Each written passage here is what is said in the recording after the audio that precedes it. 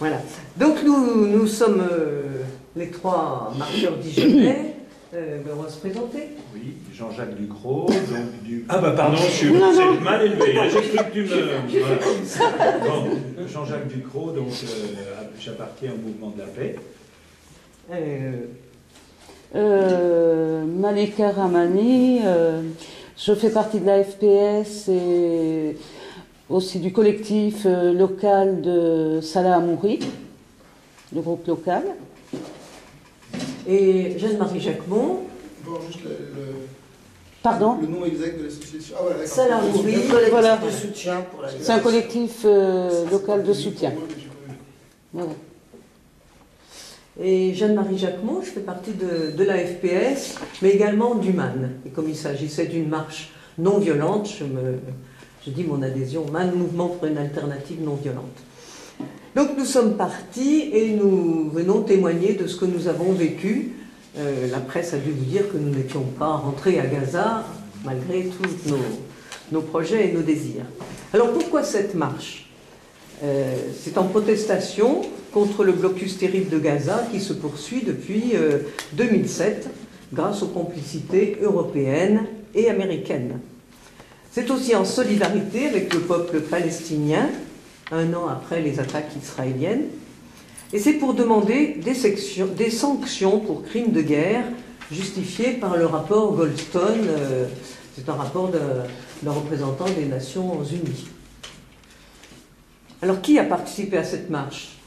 C'était une marche en deux parties. Il y avait un côté par Israël, qui allait de Jérusalem à Erez, et puis l'autre marche à laquelle nous avons participé, qui passait par l'Égypte.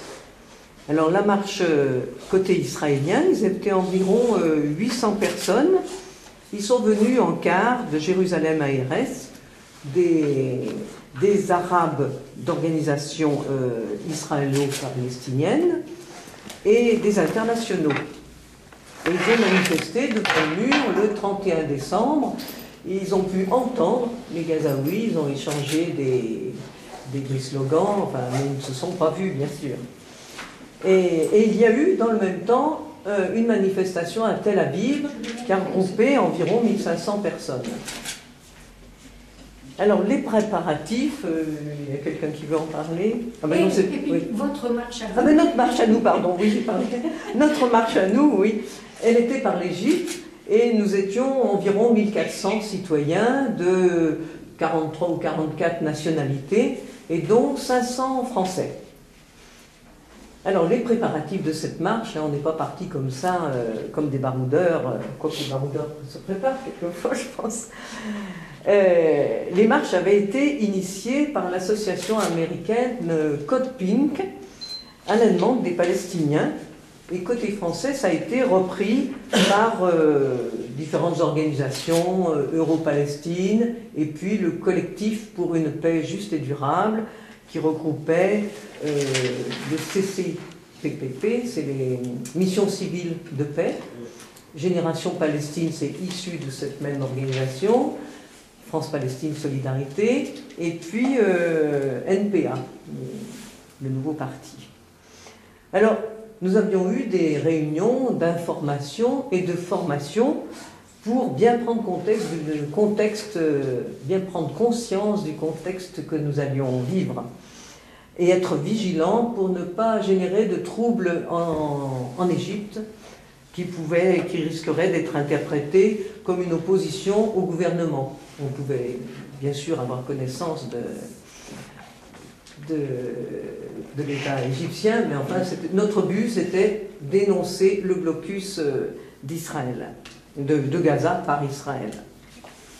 Alors, les responsables du collectif avaient préparé notre passage en Égypte par les réservations d'hôtels, de cars, mais ils avaient aussi rencontré des représentants de l'opposition égyptienne au Liban, et nos arrivées avaient été déclarées au ministère des Affaires étrangères, et l'entrée de Rafah avait été définie avec l'agrément de l'ambassade d'Égypte. Voilà, les préparatifs. Maintenant, l'échec de l'entrée à Gaza, toi qui l'as le plus vécu, je te laisse la parole. Enfin, on l'a tous vécu, mais de façon différente. Oui.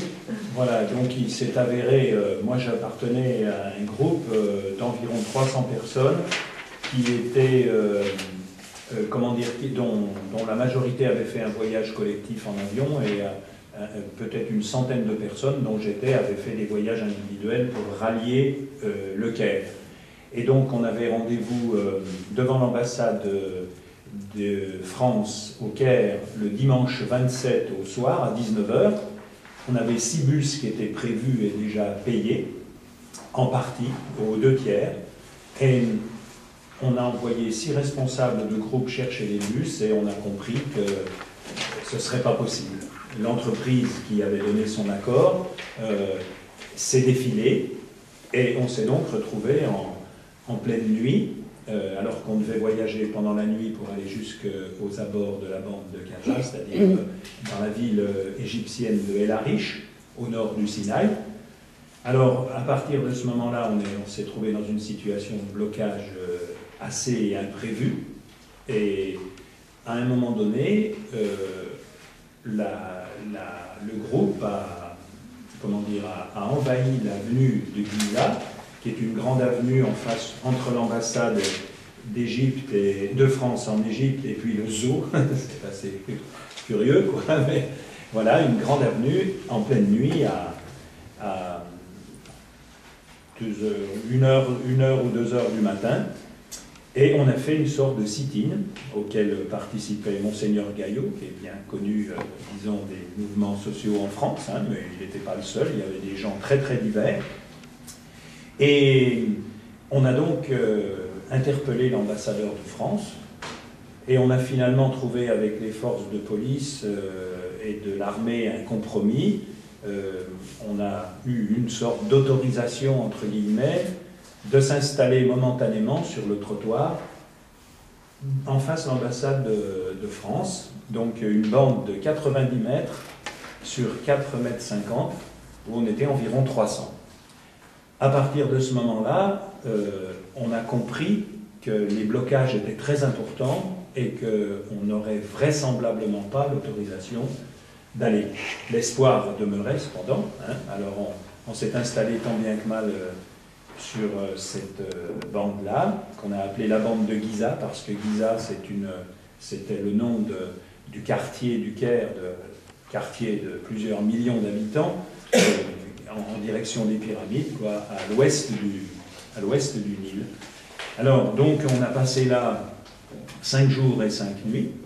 C'est pas 3, hein, comme vous avez pu le voir, c'est 5 jours et 5 nuits, exactement du dimanche au vendredi en fin d'après-midi.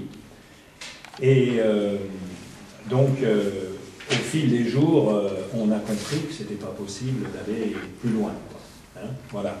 Donc ça a été le blocage pour notre groupe, qui était un groupe d'environ 300, mais qui n'est pas, comment dire, les situations étaient diverses, puisque vous avez connu une autre situation.